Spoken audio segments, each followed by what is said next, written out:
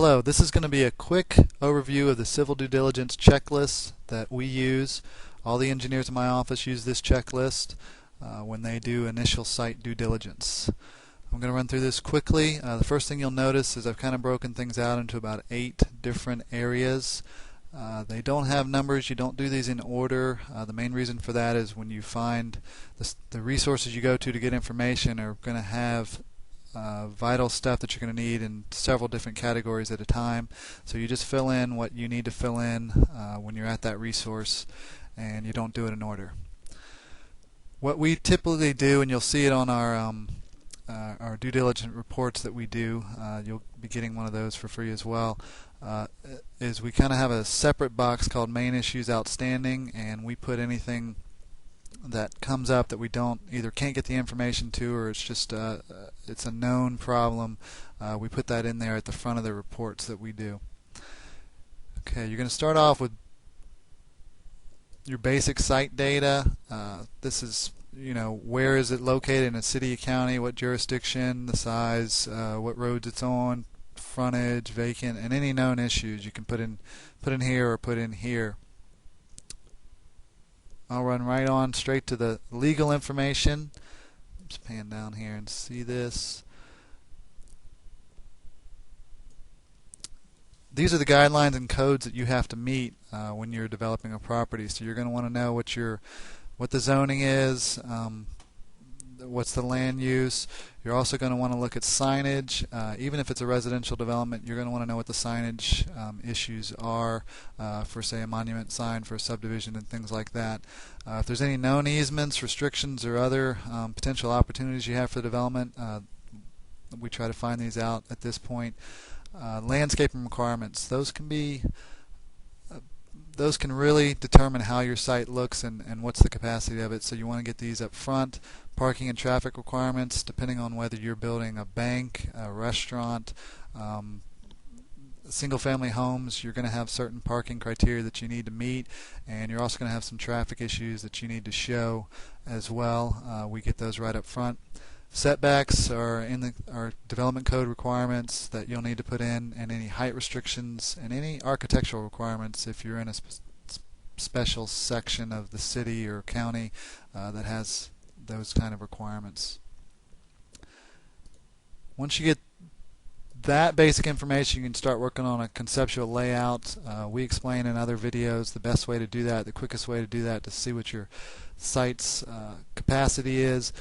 But quickly going through, you want to lay out the site boundary, then you want to put in your non-buildable areas and make sure those are marked off. Then you want to estimate any stormwater treatment areas that you'll need. The next step you might think would be to put in your building, but generally that's not the best way to do it. The best thing to do is to go with parking after that, and your driveways and any traffic restrictions, traffic flow requirements you'll have. At that point you want to start putting in the building footprint, and that will help you see how big of a building, how much square footage you can get, how many units, and that's one of the reasons why it's not done first. Other things that go into the conceptual layout is solid waste, where your dumpsters go, and can the dumpster trucks actually get into the site, get your trash, and move out. You'd be surprised how many restrictions fall into that. Where you actually put the signage that you're going to have on your site, make sure you have those locations up front. That's not something you want to be figuring out after you're already out there constructing, which I've seen happen. And then ADA access. Most areas require that you have some kind of ADA accessible access to the right-of-way. Make sure you have that. From there we go to site connections, which include your driveway locations, water availability. Some places actually fire is separate. In most places it's not. Your sewer availability. Stormwater outfall. That means when it rains on your site, where does that stormwater leave the site? You need to know where that is, and then know where it's going to be in the proposed condition if it's going to be different. And your criteria that you have to meet is going to really depend on that, so you need to be aware of that up front. You may want gas to your site, so figure that out now. And obviously electric. Is it underground? Overhead? Is it available at all? From there, and like I said, these aren't in any order because you do them varying times. We're going to start laying out our financial information. That includes all permitting fees. Typically these aren't major costs to the project, but we like to know them up front. Impact fees can be major costs. You'd be surprised how much they vary from city to city or county to county, so you want to get those known right away, and they can be extensive. Like I said, you'd be surprised.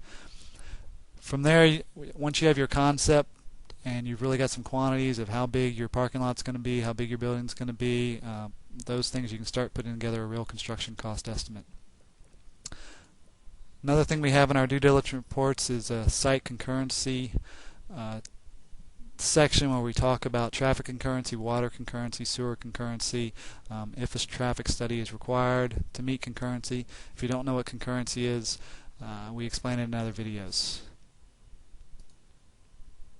Moving on, our due diligence reports usually talk about the site permitting information and what we expect, what kind of permits are going to be required to develop the site. Just looking at the site and not the building, here's a list of quite a few. Typically site plan permits. You could have separate traffic and driveway connection permits.